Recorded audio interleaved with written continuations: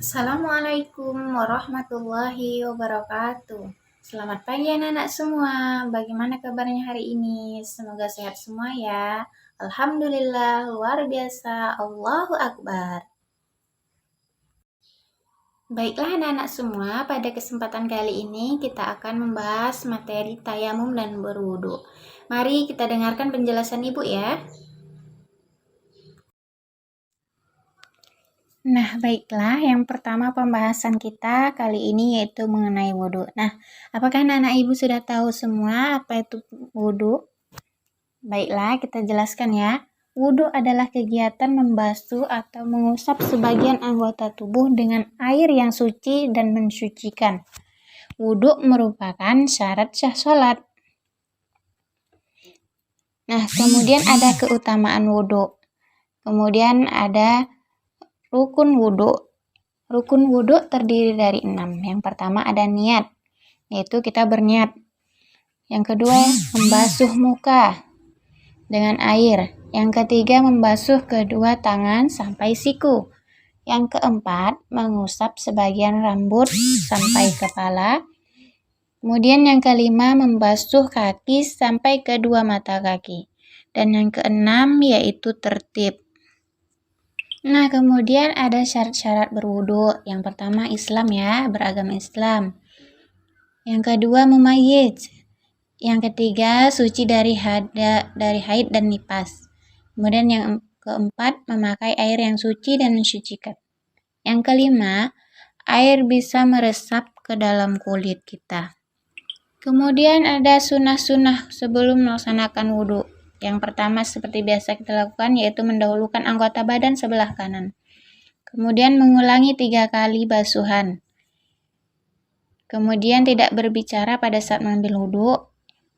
Kemudian menghadap kiblat, membaca basmalah atau bismillahirrahmanirrahim, membasuh telapak tangan sampai pergelangan, menggosok gigi atau bersiwak, berkumur-kumur, membersihkan hidung, membasuh muka dengan rata, kemudian mengusap telinga, membaca doa sesudah wudu, dan kemudian sholat 2 rakaat setelah wudu.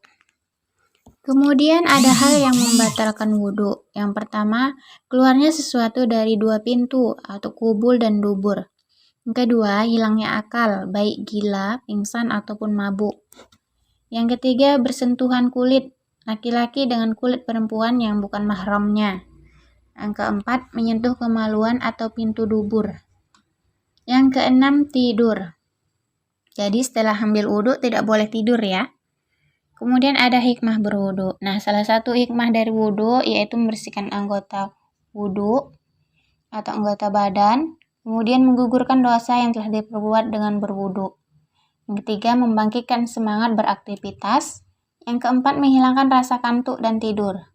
Jadi kalau saat belajar mengantuk, sering-sering berwudu. Yang kelima, menjadikan wajah orang yang berwudu menjadi bersih, berseri dan terang, menyenangkan hati. Nah, pembahasan bab kedua yaitu mengenai tayamum. Nah, apa itu tayamum? Tayamum adalah menyapu debu tanah yang bersih ke muka dan 2 tangan sebagai ganti wudu dan mandi wajib ketika tidak mendapatkan air atau karena sakit.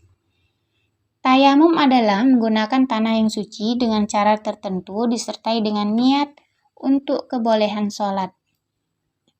Nah, sebab bolehnya tayamum apa? Sebab utama diperbolehkannya tayamum adalah karena ketidakadaan air. Kemudian ada syarat-syarat tayamum. Yang pertama, sudah masuk waktu sholat.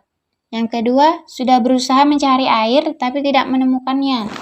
Misalnya kita sedang dalam perjalanan ya. Yang ketiga, dengan tanah yang suci dan berdebu. Yang keempat, menghilangkan najis terlebih dahulu jika ada. Nah, kemudian ada rukun tayamum. Yang pertama, niat. Yang kedua, mengusap wajah dengan debu. Yang ketiga, mengusap kedua tangan sampai siku dengan mendahulukan tangan kanan kemudian tangan kiri.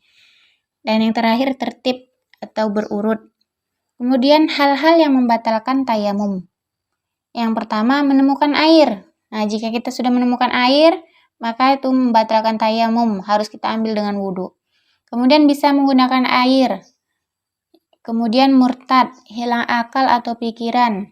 Kemudian tertidur, buang air kecil, buang air besar, kemudian buang angin atau kentut. Dan yang terakhir haid. Baiklah, sampai di sini pertemuan kita kali ini. Semoga bermanfaat untuk anak-anak ibu semua ya. Semoga apa yang kita lakukan hari ini mendapat berkah dari Allah Subhanahu wa taala. Akhirul kalam, billahi taufiq wal hidayah. Wassalamualaikum warahmatullahi wabarakatuh.